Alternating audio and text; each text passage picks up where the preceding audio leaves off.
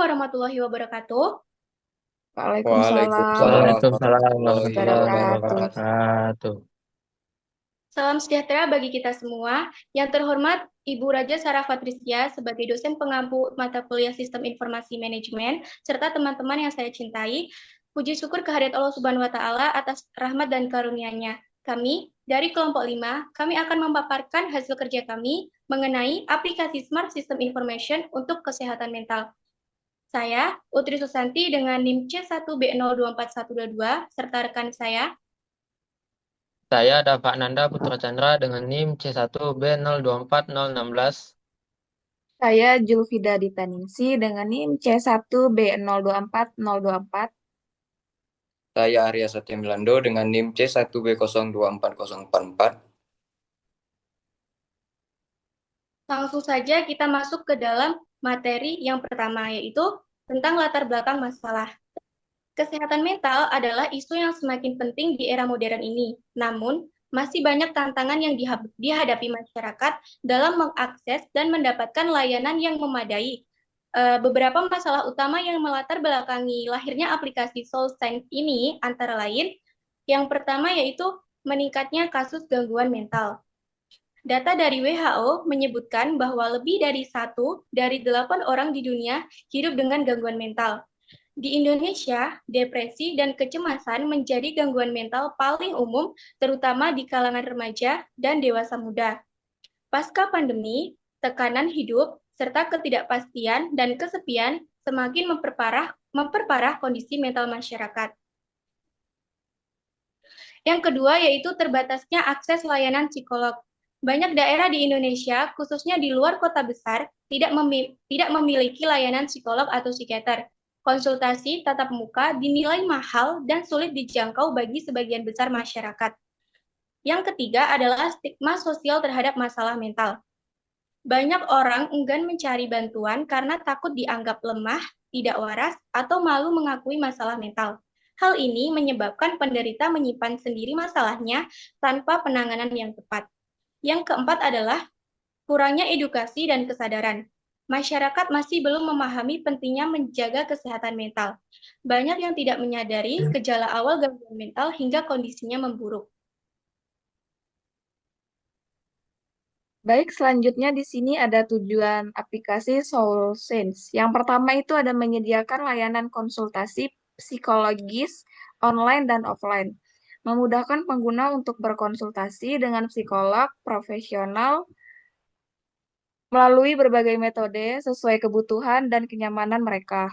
Yang kedua itu menciptakan ruang yang ramah dan bebas stigma, menjadi platform yang mendukung, aman, dan terbuka untuk semua kalangan tanpa rasa takut dihakimi sehingga mendorong keberanian untuk mencari bantuan. Yang ketiga itu meningkatkan kesadaran dan edukasi masyarakat, memberikan informasi, artikel, dan materi edukatif tentang kesehatan mental masyarakat lebih memahami pentingnya menjaga kesejahteraan jiwa sejak dini. Yang keempat itu menghubungkan pengguna dengan komunitas pendukung, menyediakan wadah diskusi dan support group agar pengguna merasa didengar dan tidak sendirian dalam perjalanan pemulihan mentalnya. Dan yang terakhir itu mempermudah akses layanan kesehatan mental di seluruh wilayah, mengatasi keterbatasan geografis dan sosial melalui teknologi, sehingga layanan dapat dinikmati oleh masyarakat di kota maupun daerah terpencil. Di sini ada target pengguna SoulSense. Yang pertama itu remaja dan dewasa muda, kisaran umur 15 sampai 35 tahun. Kelompok yang rentan terhadap stres, kecemasan, dan tekanan hidup modern. Yang kedua itu mahasiswa dan profesional, menghadapi tekanan akademik dan pekerjaan yang tinggi, serta risiko burnout. Yang ketiga itu ada orang tua dan keluarga, ingin memahami dan memberikan dukungan bagi anggota anggota keluarga dengan masalah mental. Selanjutnya pekerja kesehatan dan konselor, butuh alat bantu komunikasi dan pemantauan klien secara efektif. Dan yang terakhir itu ada komunitas rentan, penyintas trauma, kekerasan, dan kelompok yang membutuhkan ruang aman untuk berbagi dan pemulihan.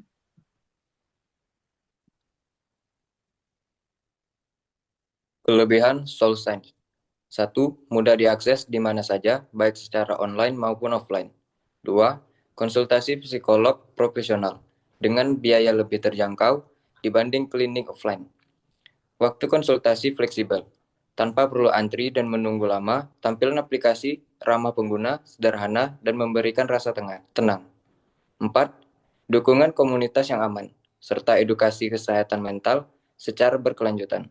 5. Fitur self-care tools lengkap, seperti meditasi terpandu, jurnal emosi, latihan pernapasan, dan pengingat rutin untuk perawatan diri.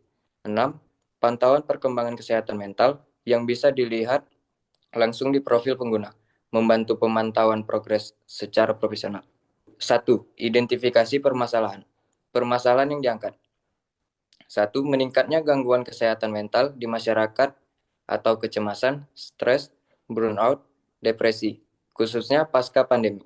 2. Akses terhadap layanan psikolog masih terbatas karena 1. Kurangnya fasilitas di daerah non-perkotaan, 2. Biaya mahal, 3. Stigma sosial terhadap isu kesehatan mental, 3. Kurangnya platform yang aman, fleksibel, dan terintegrasi untuk konsultasi dan perawatan diri. Tahap 2, analisis sistem analisis. Fitur utama yang dibutuhkan. Pertama, registrasi atau login multi-opsi. Yang kedua, konsultasi online dan offline. Yang ketiga, tes kesehatan mental mandiri. Yang keempat, self-care tools. Yang kelima, riwayat perkembangan pengguna. Analisis aktor. Yang pertama, pengguna umum. Yang kedua, konselor atau psikolog. Yang ketiga, admin aplikasi. Tahap 3, desain sistem atau sistem desain. Yang pertama, antarmuka ramah pengguna atau user friendly. Yang kedua, navigasi sederhana dan interaktif. Yang ketiga, integrasi Google Maps untuk layanan offline. Yang keempat, penyimpanan data aman, enkripsi privasi pengguna. Di tahap yang keempat yaitu ada implementasi. Di bagian ini terdapat tools atau Flutter, Mobile, Firebase, Blanket, dan Google Cloud. Nah, yang kedua ada API untuk konsultasi, Maps, dan notifikasi. Nah, yang ketiga ada database pengguna dan psikolog. Tahap kelima yaitu pengujian atau testing. Yang pertama ada uji fungsi tiap fitur atau unit testing. Yang kedua yaitu uji pengalaman pengguna. Dan yang ketiga adalah ada simulasi sesi konsultasi. Nah, tahap yang keenam ada pemeliharaan. Yang pertama, update berkala fitur self-care. Yang kedua, evaluasi performa aplikasi. Nah, yang ketiga, penambahan psikolog mitra dan daerah layanan. Baik, selanjutnya di sini ada mock-up aplikasi atau deskripsi. Tampilan utama yang pertama itu ada sapaan personal. Seperti, "Hai Susan, bagaimana perasaanmu hari ini?" Yang kedua itu ada menu utama, tes mental, konsultasi, self-care, dan riwayat. Yang selanjutnya itu ada flow system. Yang pertama login atau registrasi via email, nomor, atau Google. Selanjutnya ada isi profil atau preferensi konsultasi. Selanjutnya dashboard menampilkan fitur-fitur utama. Selanjutnya tes mental opsional, konsultasi online atau offline berdasarkan lokasi dan jadwal. Selanjutnya gunakan self-care tools kapanpun dibutuhkan. Pantau perkembangan dari grafik dan catatan. Dan yang terakhir ada sistem mengingatkan untuk sesi atau latihan berikutnya. 1. Halaman registrasi dan login. Pada gambar pertama, kita bisa lihat halaman registrasi dan login. Di sini, pengguna diberikan beberapa opsi untuk masuk. Bisa menggunakan email, nomor telepon, atau akun Google. Desainnya dibuat simpel dan bersih, dengan warna-warna yang menenangkan agar pengguna merasa nyaman sejak pertama kali membuka aplikasi. Tujuannya, agar proses pendaftaran tidak membingungkan dan semua orang bisa langsung mulai menggunakan aplikasi tanpa hambatan teknis. 2. Halaman pengisian data diri. Setelah berhasil login, pengguna diarahkan ke halaman pengisian data diri. Di sini, pengguna diminta mengisi informasi dasar seperti nama, usia, jenis kelamin, dan preferensi konsultasi. Data ini penting untuk menyesuaikan layanan yang diberikan, misalnya dalam memilih psikolog atau fitur self-care yang relevan. Yang ketiga, dashboard atau halaman utama. Setelah data diri terisi, pengguna masuk ke dashboard utama. Di bagian atas ada sapaan personal, misalnya, "Hai Susan, bagaimana perasaanmu hari ini?" Ini bertujuan agar pengguna merasa diperhatikan dan lebih nyaman. Terdapat 4 menu utama yang bisa langsung diakses. Pertama, tes mental untuk melakukan tes kesehatan mental mandiri. Kedua, konsultasi untuk menjadwalkan atau memulai konsultasi dengan psikolog baik online maupun offline. Yang ketiga, self-care berisi alat bantu perawatan diri seperti meditasi, jurnal emosi, latihan pernapasan, dan pengingat rutin. Yang keempat ada riwayat untuk melihat perkembangan kesehatan mental dan catatan sesi sebelumnya. Semua menu dibuat dengan ikon dan label yang jelas sehingga mudah dipahami pengguna dari berbagai usia.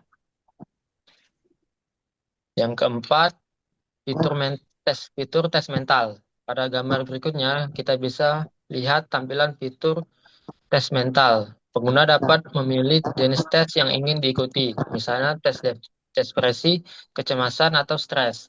Hasil tes akan langsung ditampilkan dan disimpan di riwayat, sehingga pengguna bisa memantau perubahan kondisi mentalnya dari waktu ke waktu. Desainnya sederhana, dengan pertanyaan yang mudah dipahami dan navigasi yang jelas. Baik, fitur yang kelima yaitu fitur konsultasi. Fitur konsultasi di sini kita bisa memilih konsultasi secara online maupun secara offline. Untuk secara online kita bisa memilih channel video atau offline tatap muka. Nah, di sini terdapat interaksi Google Maps untuk mencari psikolog terdekat jika ingin konsultasi langsung. Pengguna juga bisa memilih jadwal sesuai waktu luang mereka sehingga lebih fleksibel. Tampilan jadwal dan daftar psikolog dibuat rapi dan informatif agar pengguna mudah memilih sesuai kebutuhan. Nah, fitur yang keenam yaitu fitur self-care. Pada fitur self-care ini, pengguna bisa mengakses berbagai alat bantu perawatan diri. Contohnya, meditasi terpandu, latihan pernapasan, jurnal emosi, hingga pengingat harian untuk menjaga rutinitas. Semua fitur ini bisa diakses kapan saja, sehingga kita bisa mentalnya secara mandiri sesi konsultasi. Desain halaman ini dibuat interaktif dan responsif agar pengguna betah dan termotivasi untuk rutin melakukan self-care. Di fitur selanjutnya yang ketujuh itu ada pantau perkembangan di profil. Pada fitur ini ada fitur riwayat perkembangan. Di sini pengguna dapat melihat grafik atau catatan perkembangan kesehatan mentalnya dari waktu ke waktu, baik hasil tes maupun catatan konsultasi. Fitur ini membantu pengguna dan psikolog untuk memantau progres secara objektif dan personal. Tampilan grafik dibuat sederhana namun informatif, sehingga mudah dipahami oleh semua pengguna. Itu tadi pemaparan presentasi kami mengenai Smart Sistem Informasi, yaitu aplikasi SoulSense. Kami dari kelompok 5 mengucapkan terima kasih. Sekian. Wassalamualaikum Assalamualaikum warahmatullahi warahmatullahi wabarakatuh. wabarakatuh.